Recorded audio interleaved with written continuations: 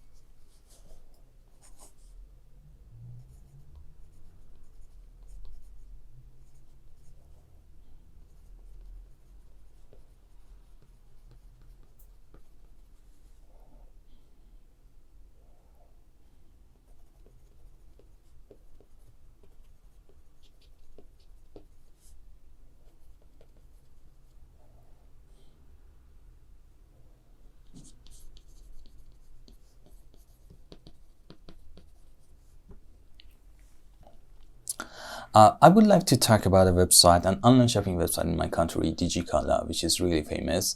It was about a year ago that I wanted to buy an Android phone, okay, and I went to this website and I went to that section, to that particular section for phones. And there is this feature in this website that you can compare different things together, up to 4 different items together.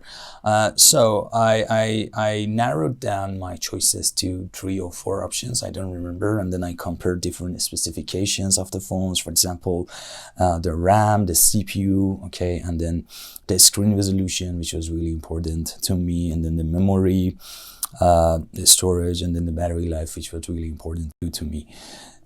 So after that, actually there was another criterion which was the price, okay, which was really important. So after comparing all of these different specifications together, there is this feature in this website that users can leave their own opinions and comments of that item they have bought before. So I went to that part and I went to some of the comments and I read some of the reviews, and I just crossed out 2 of them, and then it was narrowed down again to 2 options, to 2 items. And finally, after talking things with my wife, and then I made up my mind and I bought one of them.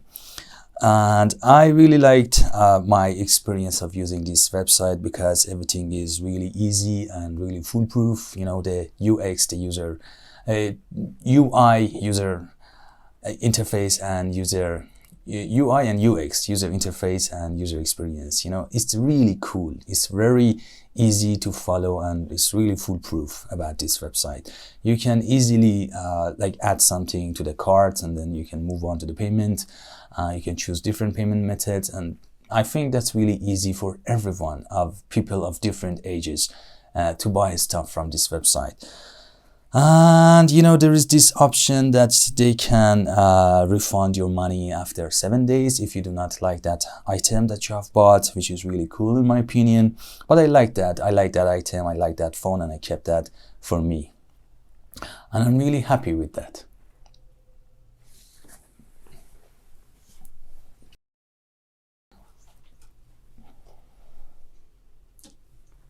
What kinds of things do people in your country often buy from online shops?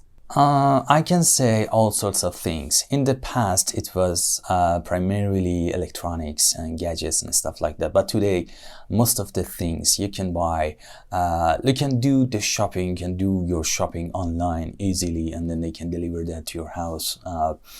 And at good prices. Sometimes there are good offers on some items, and then you can add the different things you want to a cart, and then you can wait for 2 or 3 days until that cart reaches a certain amount, because after a certain amount of items, you can get them for free. You don't have to pay for delivery. So people add them to the cart and then wait for them, and then until it is a certain amount, okay, they place their order and then they get that or those items. Why do you think online shopping has become so popular nowadays? After COVID, when COVID happened, actually many people moved from the traditional ways of buying things to the more modern online way, okay? They prefer to stay at home, and then they prefer to go to the website and then browse through the website and then compare different items together, compare prices, compare the quality, and they can easily buy things. They have like everything at their fingertips. It's really easy, it's convenient, it's fast. What are some possible disadvantages of buying things from online shops?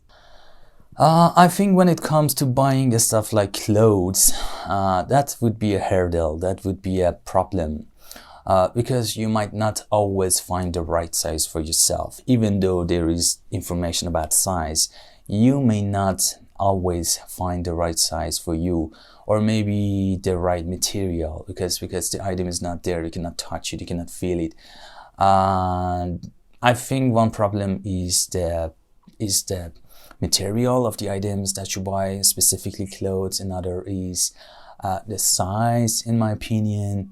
But for other items like electronics, I think there would be no problem, okay?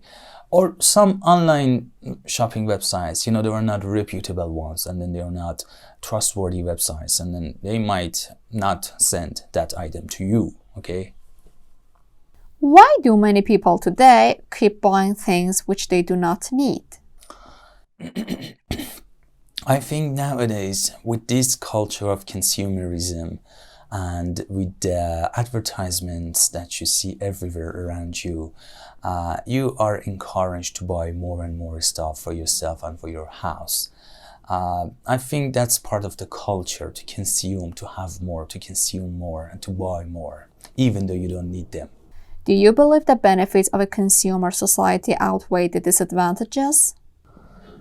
The benefits of a consumer society? No, I don't think so. I think consumerism is just detrimental to the planet, and we only have one planet, and then when more and more products are produced every day, it creates the problem of recycling and the problem of having so many items, having so many used items that you don't know what to do with.